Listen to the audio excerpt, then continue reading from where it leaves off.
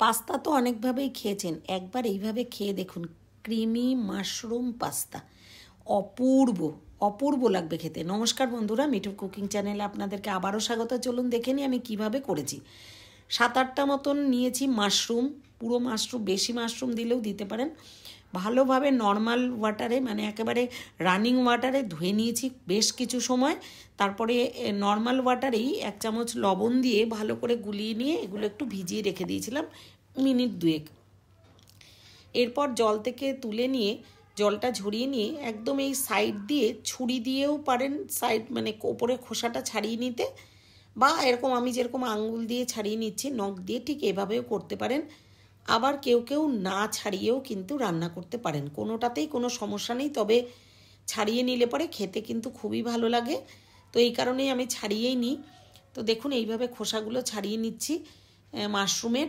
তো আরেকটাও দেখিয়ে দিচ্ছি, এইভাবে হাত দিয়ে দিয়ে ছাড়াতে পারেন, ওটা বেশি ইজি হবে ছুরির থেকে।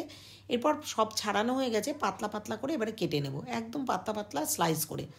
দেখুন কতটা পাতলা করছি, যত একটু মোটা রাখলেও সমস্যা নেই, তবে বেশি টাইম লাগবে একটু সেদ্ধ হতে। আর একটু পাতলা পাতলা করলে না গলে যাবে, আর সেদ্ধ হতেও কিন্তু খুব সুন্দর তাড়াতাড়ি সেদ্ধ হয়ে যাবে। পুরো মাশরুমগুলো এরকম পাতলা পাতলা করে কেটে নিয়েছি। এরপরে কিছু আমি সবজি নিয়েছি। তার আগে দেখুন 1 বাটি নিয়েছি পাস্তা, এরপরে বেল পেপার নিয়েছি হলুদ, সবুজ, লাল, আর 2টো পেঁয়াজ নিয়েছি, আর একটা শিট নিয়েছি চিজের, আর কিছু রসুন নিয়েছি। রসুনটা কিন্তু একটু বেশিই নিয়েছি।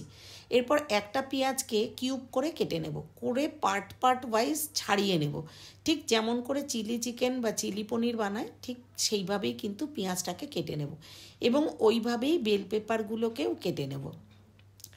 তো আমার চ্যানেলটা যারা যারা সাবস্ক্রাইব করেছেন তাদেরকে অনেক অনেক ধন্যবাদ। যারা এখনও পর্যন্ত সাবস্ক্রাইব করেননি এই ধরনের ভিডিও পেতে, অবশ্যই যদি ভিডিও ভালো লেগে থাকে তো সাবস্ক্রাইব করে আমার পাশে থাকবেন। বেল আইকনটা প্রেস করতে ভুলবেন না, যাতে পরবর্তী ভিডিও আপলোড করার সাথে সাথেই নোটিফিকেশানটা আপনাদের কাছে যায় এবং আপনারা ভিডিওটা দেখতে পারেন। অবশ্যই যদি এইভাবে রান্না করে খেয়ে থাকেন তাহলে কমেন্ট করে জানাবেন।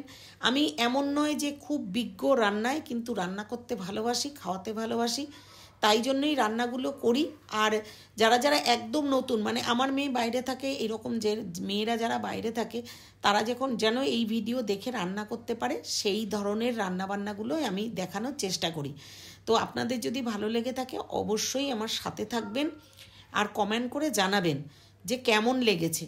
ভালো লাগলে লাইক করে পাশে থাকবেন। আরও একটা যে পেঁয়াজ নিয়েছিলাম সেটাকে একদম জিরি করে কুচি করে রেখে দিলাম। আর যে রসুনগুলো নিয়েছি সেগুলোও কিন্তু খুব পাতলা পাতলা করে কেটে নিয়েছি। এবারে 1 টেবিল স্পুন নিয়েছি আটা, চাইলে আপনারা ময়দাও নিতে পারেন, আমি একটু হেলদি রাখবো বলেই আটাটা নিয়েছি। আর নিয়েছি 1.5 টিস্পুন গোলমরিচের গুঁড়ো, আর একটা শিট চিজ। পাস্তাটা সেদ্ধ করা হয়ে গেছে, জল ঝরিয়েও রেখে দিয়েছিলাম, দেখুন কত সুন্দর সেদ্ধ হয়ে গেছে। এরপর 1.5 টেবিল স্পুন মতন আমি দিয়ে দিয়েছি বাটার কড়াইতে, এটা কিন্তু নুন ছাড়া বাটার।